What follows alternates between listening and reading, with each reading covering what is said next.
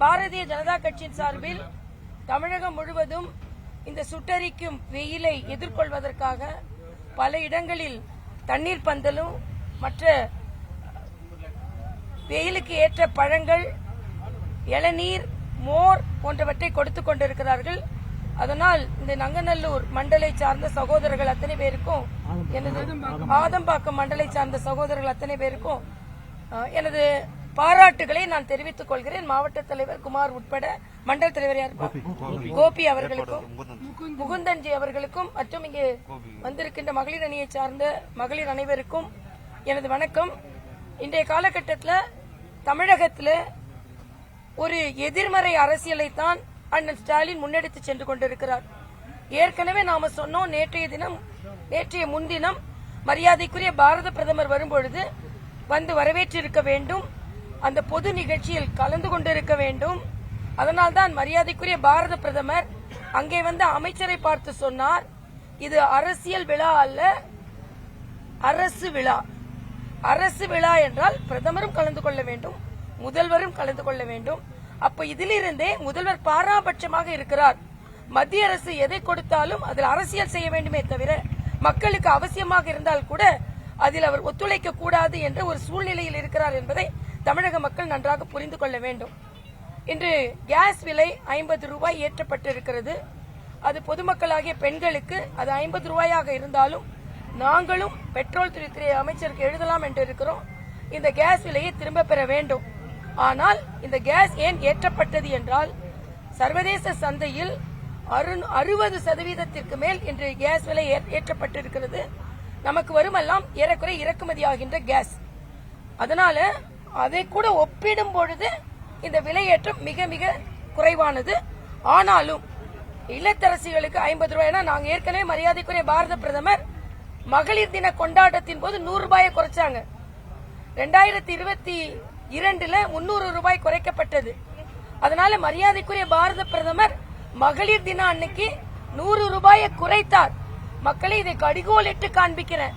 ஆனா அண்ணன் ஸ்டாலின் அவர்கள் தனது வாக்குறுதியாக, தேர்தல் வாக்குறுதியாக 100 ரூபாய் மானியம் கொடுக்கிறேன் என்று சொன்னார். இன்று ஏறக்குறை 4 ஆண்டுகளை கலந்துவிட்டது, 33 மாதங்கள் கலந்துவிட்டது. ஆக நீங்க 3300 கடன் வைத்திருக்கிறீர்கள் தமிழக மக்களிடம். இதை என்று கொடுக்க போகிறீர்கள்? வயிறு எரியுதுன்னு சொல்றீங்களே, அந்த 100 ரூபாய் எங்கே? அதனால அந்த சார் எங்கே என்று கேட்டு, அந்த கார் எங்கே என்று கேட்டு, அந்த தியாகி யார் என்று கேட்டு, இங்க எங்கே அந்த 100 ரூபாய் அப்படின்னு கேட்கிற நிலைமையில தமிழக மக்கள் இருந்து கொண்டிருக்கிறார்கள். விலையே ஏற்றலன்னா நீங்க பரவாயில்ல, பால் விலையை 4 ரூபாய் ஏற்றிட்டீங்க. அழும் குழந்தைகளுக்கு அப்ப வயிற்றில் என்ன பால் வார்த்தீர்களா? எதை வார்த்தீர்கள்? பால் விலையை ஏற்றி. மின்சார கட்டணம் ஏறிவிட்டது, வீட்டு வரி, தண்ணீர் வரி ஏறிவிட்டது. நாங்கள் அதெல்லாம் கேஸ் விலை நியாயம் என்று நான் சொல்லவில்லை. ஆனா இந்த சர்வதேச சந்தையில் 62% மேல் ஏறியதனால் மிக குறைந்த அளவில் ஏற்றப்பட்டிருக்கிறது. ஆனாலும் பாரதிய ஜனதா கட்சியை சார்ந்த மகளிரை சார்ந்த நாங்கள் எல்லாம் பெட்ரோலிய அமைச்சருக்கு இந்த 50 ரூபாய் கூட வேண்டாம் அப்படின்று நாங்கள் எழுதலாம் என்று இருக்கிறோம். நீங்க இந்த 100 ரூபாயை எப்ப கொடுப்பீங்க ஸ்டாலின் என்பதை நீங்கள் தெரிவித்துக் கொள்கிறீர்கள். இன்னைய பொறுத்த மட்டும் பாரதிய ஜனதா கட்சி பலம் பொருந்திய கட்சியாக நாங்கள் வளர்ந்து கொண்டிருக்கிறோம். 2026 நாங்கள் தான் கூட்டணி ஆட்சி அமைப்போம் என்பதில் நாங்கள் உறுதியாக இருக்கிறோம்.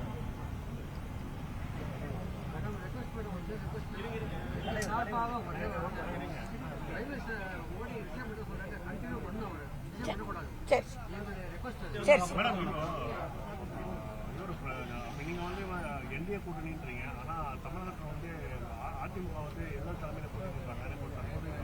இல்ல, இப்ப நாங்க எங்களை பொறுத்த வரைக்கும் கூட்டணி பற்றி பேச்சுவார்த்தை எங்கேயுமே நடைபெறல.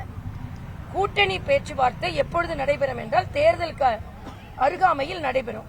அப்போ நாங்க எல்லாம் சேர்ந்து உட்கார்ந்து எப்படி நடப்பது, எத்தனை இடங்கள் என்று எல்லையெல்லாம் நாங்க முடிவு செய்து கொள்வோம். என்ன திராவிட முன்னேற்ற கழகமே இப்ப அவங்க கூட்டணி ஒன்னா இருக்குமான்னு அவங்களுக்கு தெரியாது. அதாவது நாங்கள் சொல்லிவிட்டோம், அவர்களை போல கூட இருப்பவர்களுக்கு வாய்ப்பு கொடுக்காம இல்ல. நாங்க வருவோம், வந்தால் கூட்டணி ஆட்சி, அதில் பாஜக அங்கம் வகிக்கும் என்பதை தெளிவாக சொல்லிவிட்டோம். அது மட்டும் இல்ல, தமிழக மக்களுக்கு என்னென்ன நல்ல திட்டங்கள் கொண்டு வர முடியுமோ அவர், நான் பாண்டிச்சேரி கவர்னரா இருக்கும்போது 250 ரூபாய் வறுமை கோட்டிற்கு கீழே உள்ளவங்களுக்கு, 300 ரூபாய் மற்றவர்களுக்கு கேஸ் மானியம் கொடுத்தோம். ஆக இன்று தான் சொன்னது எதையுமே நிறைவேற்றாம எதற்கெடுத்தாலும் மத்திய அரசை குறை கூறி கொண்டிருப்பதை நாங்கள் தடுக்கிறோம், அதை கண்டிக்கிறோம். அதை மக்களும் இன்று புரிந்து கொண்டிருக்கிறார்கள். நான் ஏற்கனவே ஒரு உதாரணத்தை சொல்லிட்டேன். நான் ஆளுநராக இருக்கும் பொழுது முதல்வர் சந்திரசேகர் ராவ், மரியாதைக்குரிய பிரதமர் அவர்கள் தெலுங்கானாவுக்கே திட்டங்களை கொண்டு வந்தால் கூட வரமாட்டார். வரமாட்டேன் சொல்லி இன்றைய மக்கள் அவரை வரவிடாமல் ஆக்கிவிட்டார்கள். அதே நிலை தமிழக முதலமைச்சருக்கு வரும் என்பதை நான் தெரிவித்துக் கொள்றேன். ஏன்னா மக்களுக்காக வந்தாரை வரவேற்கும் தமிழகங்க. ஒரு பிரதமர் நம்ம நாட்டுக்கு வந்திருக்காரு, எவ்வளவுதான் உங்க கொள்கை மாறுபாடு இருக்கட்டும், வரவேற்கணுமா இல்லையா? கலந்து கொள்ள வேண்டுமா இல்லையா? அதற்கான முறையான அழைப்பு கொடுக்கப்பட்டிருக்கு எல்லா இடத்துலயும். இது என்னடா அநியாயமா இருக்கு? நீங்க ஆளுக்கு ஒண்ணு கதை பேசாதுங்க. பிரதமர் வந்தால், பிரதமர் வராருன்றது தகவல் பல நாட்களுக்கு முன்னாலேயே மாநில அரசுக்கு தெரிய வந்துவிடும். அதற்கப்புறம் பாதுகாப்பு அதிகாரிகள் எல்லாம் வருவாங்க. என்னமோ முதலமைச்சர் எதுவுமே தெரியாம உட்கார்ந்துருக்க மாதிரி பேசுறீங்க. தகவலே தெரியாதா? தகவல் தெரியாம இருந்தா அதை விட தப்பு. நான் கேட்கிறேன், அதை கேன்சல் பண்ணவே முடியாதா? ஊட்டி எங்க ஓடி போகுதா? பிரதமர் நம்ம தமிழ்நாட்டை தேடி வந்திருக்கிறாரு. ஊட்டி எங்க ஓடி போடுதா? ராசா ஊட்டியில தானே இருக்கிறாரு. இன்னைக்கு அவர் வீடுன்னு காமிக்கிறாரு. எவ்வளவு பெரிய வீட்டுல உட்கார்ந்து இருக்காரு. கேக்குறீங்களா யாரும் கேள்வி? அதனால தவறு தவறு தவறு. முதல்வர் பிரதமரை வந்து வரவேற்றிருக்க வேண்டும். அரசு விழாவில் கலந்திருக்க வேண்டும். ஒண்ணு கொடுக்கல நீங்க 8300 கோடி ரூபாய்க்கு தமிழக மக்களுக்கான திட்டங்களை அறிவிக்கிறார். ஏன் கொடுக்கல? ஏன் ஒரு நன்றி கூட சொல்ல உங்களுக்கு வாய் வர மாட்டேங்குது? அதே மாதிரி இன்னைக்கு 6 பொருட்கள், எலுமிச்சை முதற்கொண்டு அரிசி முதற்கொண்டு GI டேக் கொடுக்கப்பட்டிருக்கிறது விவசாயிகளுக்கு. உத்தரப்பிரதேசத்துக்கு அடுத்தால அதிகமா நம்மளுக்கு தான் கொடுத்திருக்கு. இன்னொன்னு நான் இன்னைக்கு சொல்றேன், இன்னைக்கு மரியாதைக்குரிய பாரத பிரதமர் 10 ஆண்டுகளை முத்ரா வங்கிக்கு கொடுத்ததற்காக அவர் இன்னைக்கு ஒரு நிகழ்ச்சியை கலந்து கொள்கிறார். தமிழகத்தில் 29,000 கோடி ரூபாய் முத்ரா பலன் பெற்றிருக்கிறார்கள். உத்தரப்பிரதேசத்தை விட அதிகமாக தமிழகத்திற்கு முத்ரா கடன் கொடுக்கப்பட்டிருக்கிறது. நாடு முழுவதும் 50 கோடி பேர் தொழில் முனைவோர்களாக இந்த முத்ரா வங்கியில கடன் பெற்றிருக்கிறாங்க.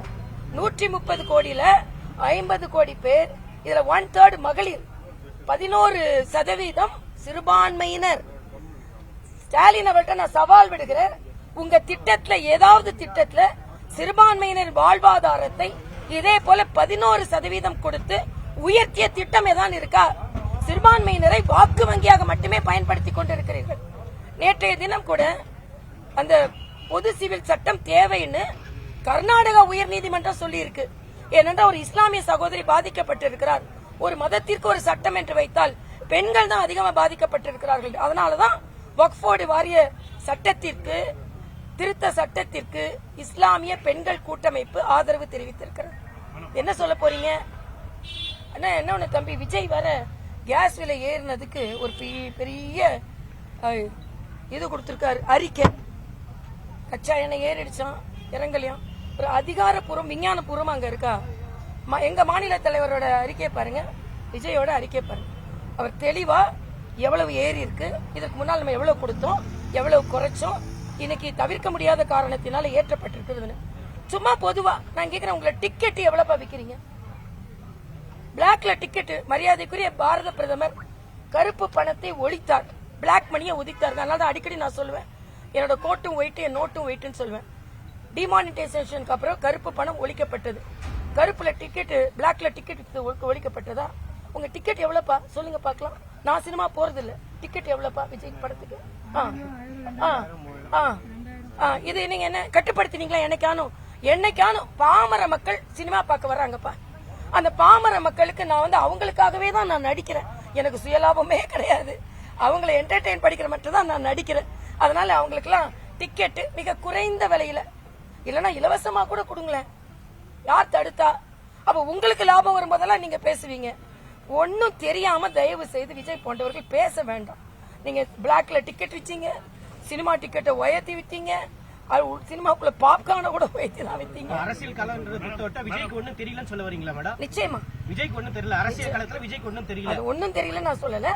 சினிமால நடிக்க தெரியும், அவ்வளவுதான். வசனம் பேச தெரியும், டான்ஸ் ஆட தெரியும், ஏமாற்றவும் தெரியும். அரசியல் பொருளாதாரம் போன்றவற்றில் தெரியலையே.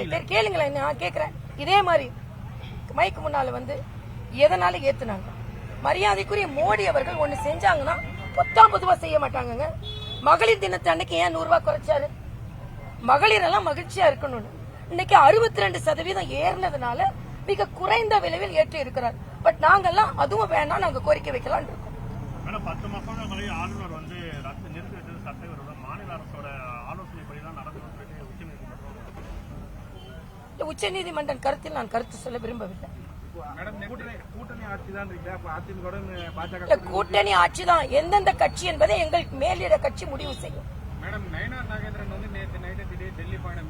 டெல்லிக்கு எத்தனையோ பேர் டிக்கெட் எடுத்துட்டு போறாங்கப்பா, எல்லாரோட டிக்கெட்.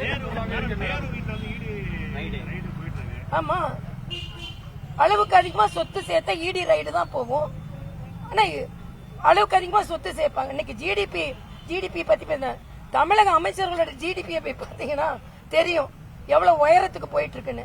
தப்பு செஞ்சா கணக்கு இல்லைன்னா கேட்கதான்ப்பா செய்வாங்க. நம்ம ஜெகத்ரட்சகன் வீட்டுல கட்டி கட்டியா பெட்டி பெட்டியா எடுக்கலையா? அதனால தவறு செய்தால் இல்லன்னு சொல்லிட்டு போங்க. பாஜகவுக்கு சாதகமா போறவங்க வீட்டுல வந்து ரைடு நடக்கிறாங்க. ஆனா மேற்கொண்டு நடவடிக்கை அப்படிலாம் இல்ல. பாஜக மாநில தலைவரோட சொந்தக்காரங்க வீட்டுல ரைடு நடந்ததா இல்லையா? அப்புறம் எப்படி சொல்லுவீங்க? நான் கேக்குறேன். ஆக இது அப்பட்டமான பொய் குற்றச்சாட்டு, வேண்டுமென்றே குற்றச்சாட்டு சொல்றது. எல்லார் வீட்டுக்கும் எங்கெங்கெல்லாம் வழிமுறைகள் விதிமுறைகள் மீறப்பட்டு இருக்கிறதோ அங்கெல்லாம் இடி வந்து தனது கடமையை செய்வார்கள். அதாவது ரகுபதி சொல்றாரு, இடி வந்து எங்களோட கூட்டணி கட்சியா. ஒரு சட்ட அமைச்சர் இப்படி பேசலாமாங்க? அதுவும் நீங்க செந்தில் பாலாஜி மாதிரி ஒரு அமைச்சரை எல்லாம் வச்சுக்கொண்டு ஒரு சட்ட அமைச்சர் இப்படி ஒரு பொது நிறுவனத்தை பற்றி இப்படி பேசலாமா? நீங்க செய்யற தப்பெல்லாம் செய்வீங்க. நான் சொல்றேன், டிக்ளேர் பண்ணுங்க. நாங்க எந்த வித சுருட்டலும் இல்லை. ஒரு அமைச்சர் வீட்டையும் போய் பாருங்க, ஒரு அமைச்சரோட கல்லூரியும் போய் பாருங்க. வெறும் அமைச்சருக்கான சம்பளத்தை வாங்கிக்கிட்டு தான் அவங்க இப்படி இருக்காங்களா? நீங்க கேள்வி கேளுங்க, போய் கேளுங்க. மக்களை ஒரு நாள் ஒரு டூர் மாதிரி போடுங்களேன். ஒரு அமைச்சர் வீட்டுக்கா போவோம். அவங்க வாங்கின சம்பளத்துக்கும் எப்படி இவ்வளவு பெரிய வீடு கட்டினாங்கன்னு கேளுங்க. அமைச்சர் வீட்டுக்கு சுத்தி போனா வீட்டுக்கு மாத்திரம் இல்ல, கல்லூரிக்கு போனோம். அது ஒரு கல்லூரியில 10-15 கல்லூரி வச்சிருப்பாங்க. மெடிக்கல் காலேஜ் வச்சிருக்கிறதுனால நீட்டை எதிர்ப்பாங்க, தனியார் பள்ளி வச்சிருக்கிறதுனால என்இபி எதிர்ப்பாங்க.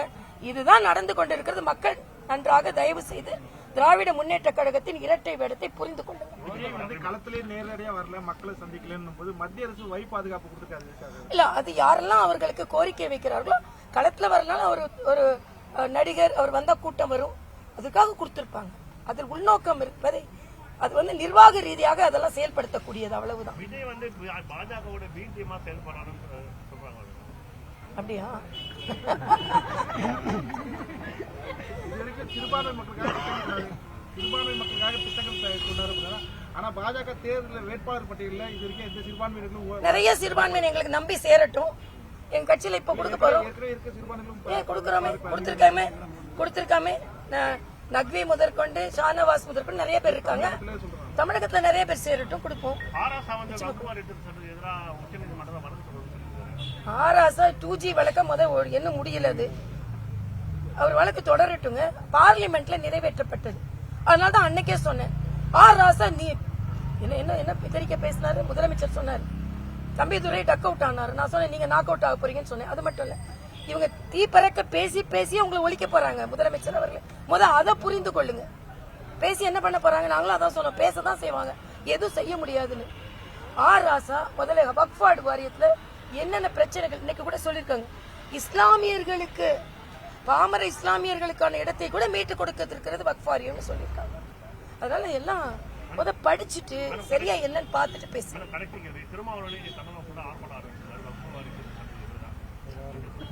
அது அறிவிக்காம இருந்தாதான் நமக்கு வியப்பு. வக்ஃப் அப்படின்னு ஒரு வார்த்தை வந்த உடனே ஓகே அறிவிச்சிரும். நான் திருமாவளவன்ட்ட கேட்கிறேன், அண்ணன் திருமாவளவன்ட்ட கேட்கிறேன், இஸ்லாமிய பெண்கள் கூட்டமைப்பு இதை வரவேற்றிருக்கிறது. இஸ்லாமிய அமைப்புகளும் இது நிறைமுறைப்படுத்தப்பட வேண்டும் என்று சொல்லி இருக்கிறார்கள். என்னன்னு இதுல ஒரு கேள்வி கேட்கிறாங்க, இதுல இந்து அமைப்பை இதுல வந்து இஸ்லாமியர்கள் அல்லவர்கள் உறுப்பினரா இருக்கலாமான்னு. இந்து கோயில்கள்ல மாற்று மதத்தை சார்ந்தவர்கள் இருக்கக்கூடாது என்றது அது நடைமுறைக்கு ஒத்து வராது. இது ஒரு சட்ட ரீதியான விவாதம். எல்லாத்தையும் நீங்க இப்படி தவறாக எடுத்துக்கொள்ளக் கூடாது என்பது எனக்கு